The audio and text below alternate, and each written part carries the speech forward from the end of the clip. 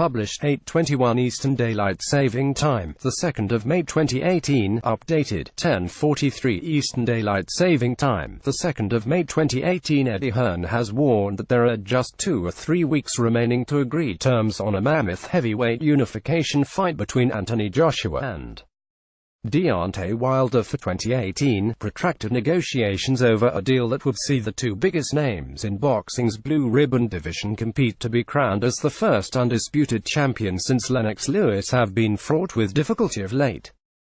Wilder himself submitted, via email, a £36 million counter-offer to Hearn and coach Rob McCracken last week for a contest that would take place between September and December, only for Joshua's promoter to insist that he needed to see proof of funds and take a proper look at the terms on offer. Eddie Hearn has set a 3-week deadline to agree terms with Deontay Wilder's camp. Hearn wants specific answers on the date and venue for Anthony Joshua's unification clash. A proposed meeting between the two camps was subsequently cancelled as the pressure was ramped up over social media, leading Hearn to claim that Wilder's team, who supplied a 48-hour deadline to accept, were bluffing, and stating that deals aren't made on Instagram, they are made in the boardroom. Hearn subsequently described discussions as bizarre, while Wilder labeled the Matchroom chief and Joshua as hypocrites.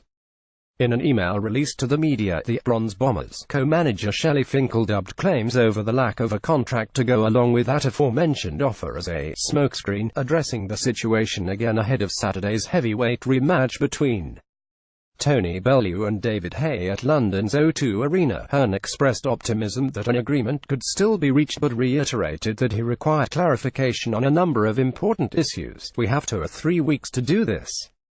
I'm in New York again next week and then those talks can continue," he said, according to the Daily Express.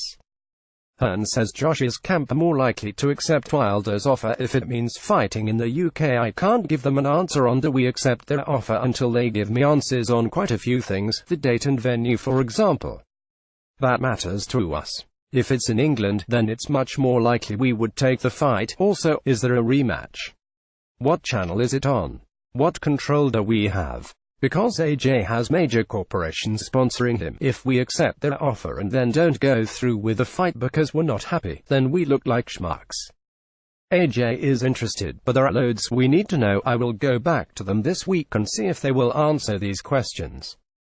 I really do think there is a good chance it could happen." Hearn has repeatedly insisted that he would like the fight with WBC champion Wilder to take place in the UK, but also made it clear Joshua's team would be willing to travel to the United States if the price is right. The WBA, IBF and EBO title holder outpointed New Zealand's Joseph Parker in Cardiff in March to collect the WBO belt and could face WBA mandatory challenger Alexander Povetkin or Yarel Big Baby Miller next if a deal with Wilder cannot be struck soon. Dominic Breazeale, a former vanquished opponent of Joshua's, currently ranked at number 2 by the WBC, is a likely alternative for Wilder, who stopped Luis Ortiz in the 10th round of a thrilling bout in Brooklyn last time out.